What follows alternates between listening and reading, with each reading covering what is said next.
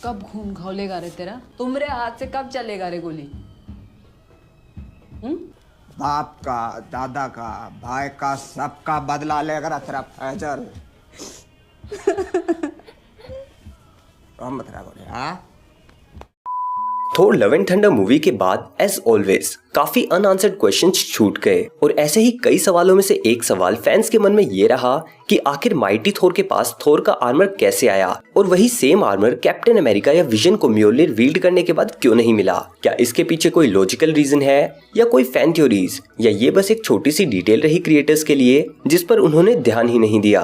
Video शुरू करने से पहले ही इस थर्ड पॉइंट को तो काट ही देते हैं क्योंकि हाँ इस चीज के पीछे कुछ लॉजिकल आंसर्स भी हैं बट या those are not officially answered, तो मान भी सकते हो या नहीं भी। और इसी के साथ मेरे पास एक फैन थ्योरी भी है इस बात के जवाब के लिए, तो हर पर्सपेक्टिव से इस बात का जवाब जानने के लिए वीडियो को एंड तक जरूर देखना। So now all that being said, without wasting any more time, let's just jump into it.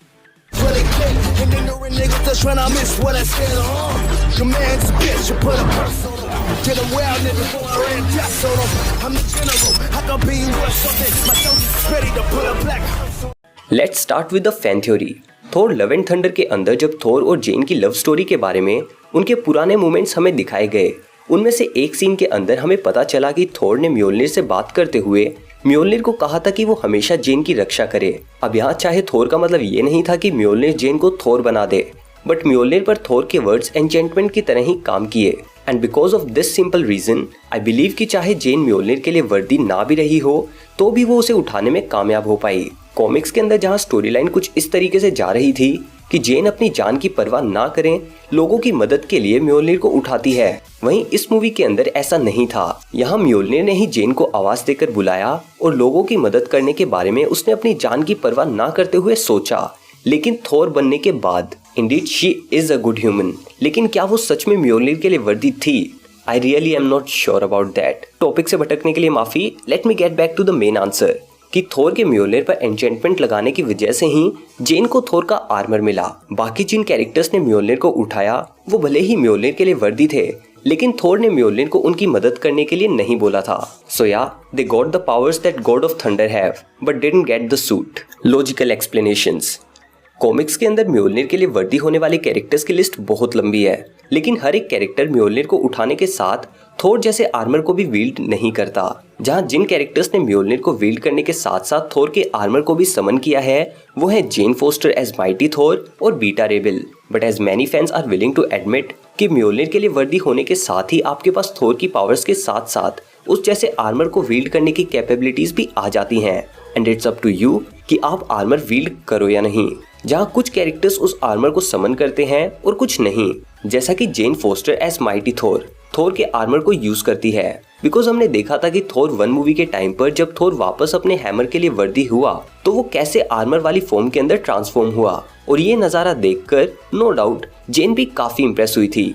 And that probably became the reason कि जब वो म्योल्निर को उठा पाई तो she decided to summon the armour. और ये चीज वैसे मुझे काफी डिसअपॉइंटिंग लगी कि जेन का फर्स्ट टाइम अपने माइटी थोर वाली फॉर्म के अंदर ट्रांसफॉर्मेशन हमें देखने को मिला ही नहीं। एक सीन के अंदर बादल गरजते हुए दिखे और उसके बाद सीधा वो बैटलफील्ड पर अपने सूट के साथ लड़ती हुई नजर आई। एंड आर्मर समन करने वाली बात आप इस चीज से भी समझ सकते हो कि अवेंजर्स एज ऑफ अल्ट्रॉन में भी थोर के पास म्योल्निर था, लेकिन आर्मर उसी मोमेंट पर नहीं आया था उसके पास। एंड अगर यहाँ आप ऐसे सोचो कि ये तो उसके पास पहले से ही रखा हुआ था, तो कुछ चेंज नहीं हुआ इस सिचुएशन के अंदर, इसी वजह से उसके पास आर्मर नहीं आया। लेकिन जब अवेंजर्स एंड गेम में थोर म्योल्निर को समन करता है उस समय इट वाज अ मोमेंट कि जब थोर के पास म्योल्निर बहुत लंबे समय से नहीं था, लेकिन इस मोमेंट पर भी उसके पास उसका आर्मर नहीं आया। एंड ये आर्मर वो तभी समन करता हुआ नजर आता है जब वो बैटल मोड के अंदर होता है, चाहे बात हो थोर 1 में डिस्ट्रॉयर के अगेंस्ट बैटल की या अवेंजर्स एंड गेम में थैनोस के अगेंस्ट बैटल की। और कैप्टन अमेरिका जैसे कैरेक्टर्स के टाइम पर बैटल में होने के बावजूद आर्मर ना आने का रीजन कोई स्टोरी पर इम्पैक्ट डालने वाला तो नहीं है, बल्कि एक लॉजिकल सा रीजन है, और वो है उस कैरेक्टर की ओरिजिनलिटी। अगर वो भी म्योल्निर के साथ थोर का आर्मर समन कर लेता तो हमें अवेंजर्स एंड गेम की फाइनल बैटल में कैप्टन अमेरिका के हीरोइक मोमेंट्स एक अलग ही नजरिए से दिखाई देते। हमें एक इंसान नहीं दिखता जो कि भगवानों की ताकत होल्ड करके एलियंस की आर्मी से लड़ने के लिए तैयार है, बल्कि हमें दिखता कि थोर ने अपनी पावर्स एक दूसरे कैरेक्टर के साथ शेयर करी और उस बैटल में 2 थोर थे, ना कि एक थोर और एक Captain America.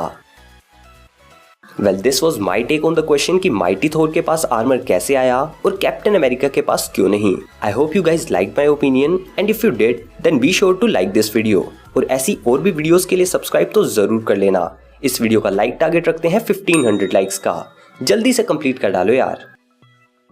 Marvel cinematic universe के मोस्ट इंटरेस्टिंग फैक्ट्स के बारे में जानने के लिए लेफ्ट वाली और थोर की मार्वल सिनेमैटिक यूनिवर्स के अंदर दिखी नई पावर्स के बारे में जानने के लिए राइट वाली वीडियो पर क्लिक करें।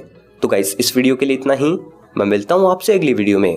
Until then be dynamic and don't fear to do what you love. Peace.